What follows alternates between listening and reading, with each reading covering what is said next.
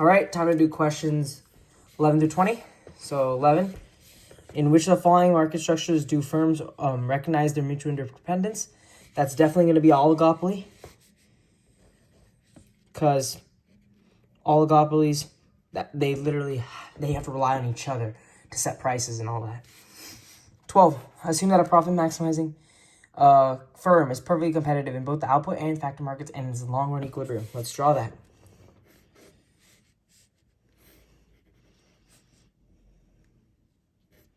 Let's see. Output 100, revenue 600. So 60 is the price. Perfectly competitive, so we can just do that as the MR. And then fixed cost is 50. You can just put 50 as fixed cost. And it's in long run, so ATC has to be like that. All right. That's good. That's good. So if average total cost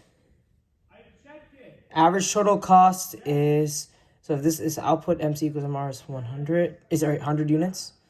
So then we have $50 is the fixed cost and 600 is the total revenue. 600 minus 50, 550 is the variable costs, and then divide that by 100, you have $5.50 for the average variable cost. So it's not this, and not this between these two. And marginal cost is literally right here. It should be $6 because it's let's see. Yeah, because your average variable cost will be below, right? Your ATC, and your MC is above that. So it quite literally can't be the same. It has to be higher. So you have to go with E. Otherwise, it is losing money. 13. Businesses employ workers from city neighborhoods and rural areas. These workers are perfect substitutes, all right, and cannot relocate in the short run. The government offers businesses a wage subsidy if they hire workers from city neighborhoods. What is the effect of the subsidy on the wage rate of rural workers? So they're perfect substitutes. If they hire wage subsidies, so if the government offers businesses wage subsidy if they hire workers from city neighborhoods, then there'll be more for hiring from the city, and then less will be hired for rural. And that would make it so that the wage rate for current rural workers will decrease, and the total hours they will work will decrease. 14. A per unit tax on pollution is produced by a firm. A per unit tax on pollution produced by a firm will affect the firm's output and pollution levels in which of the following ways? Well, let's take a look at the per unit tax. That's going to, actually, you can just think about this one. If there's a tax on pollution produced by a firm, their pollution levels will decrease, right? Because they're going to lose money. Actually, there's going to be a tax. They're going to lose money if there's more pollution produced. So you can automatically rule out A, C, and E.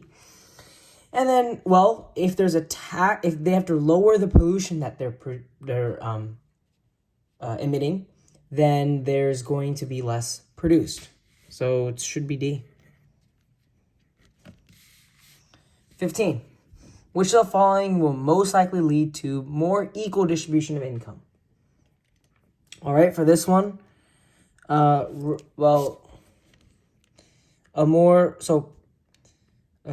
increase in the high school dropout rate, that will not do anything. Increase in the structural employment, no. Increase in the earnings for owners of capital, no. Taxes usually do this, yes. But between regressive and progressive, well, regressive would make it more unequal because that would make it so that richer people pay less, whereas progressive make it so richer people pay more. So that will make it more equal for the different income families. So 15 should be B. And then let's go to 16. Assume both Italy and Greece produce only two goods, wine and olive oil.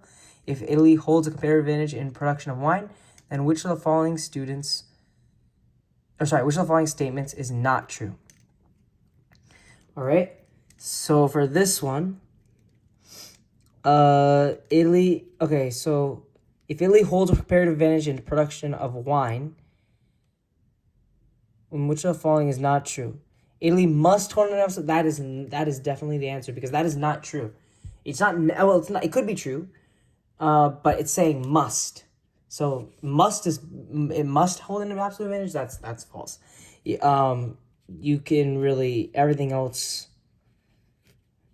I don't even need to look at, really, because A is literally just blatantly wrong. 17. Blatantly wrong, which makes it right. Sorry, yeah. 17. Following a prolonged power outage, the price of flashlights normally increases significantly. If cities have passed laws prohibiting price increases for flashlights during power outages, such laws would most likely create a shortage, because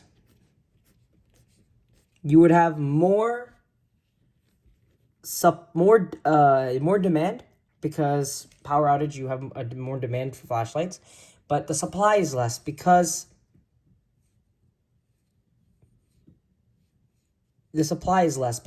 you can't increase the price, so less producers are willing to sell it. 18. What is the price paid by consumers and the net price received by producers after the tax is paid? All right. So for this, let's see. So you have, this is the supply for tax. All right. I can see the deadweight loss and everything, the consumer and producer surplus, but we're looking at the net price received by producers after the tax is paid. All right, so that's going to be, let's see.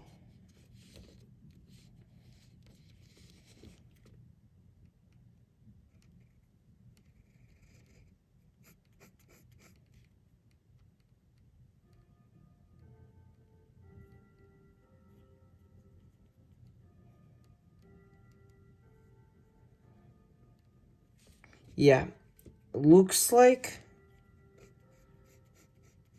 this is the tax here, the tax revenue.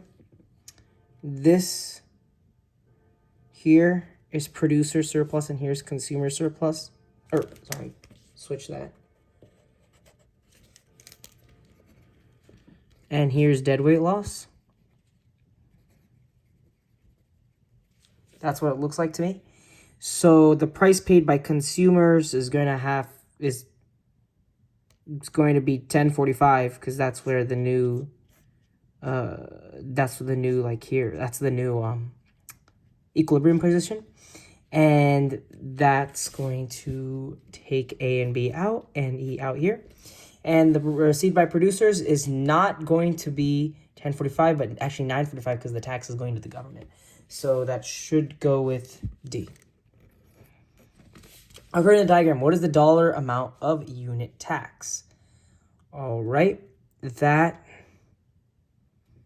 should be $1, because you literally just subtract 1045 by 945. That's going to be D, $1. All right, last question for this video. Question 20. According to the law of diminishing marginal utility, which of the following is true? Total satisfaction decreases as more units of a good are consumed. No, that's totally. Additional satisfaction decreases. So, let's see. The additional satisfaction received from consuming extra units of a good decreases as consumption. It's literally, yep, it's literally B. Okay, thank you for watching. See you in the next vid.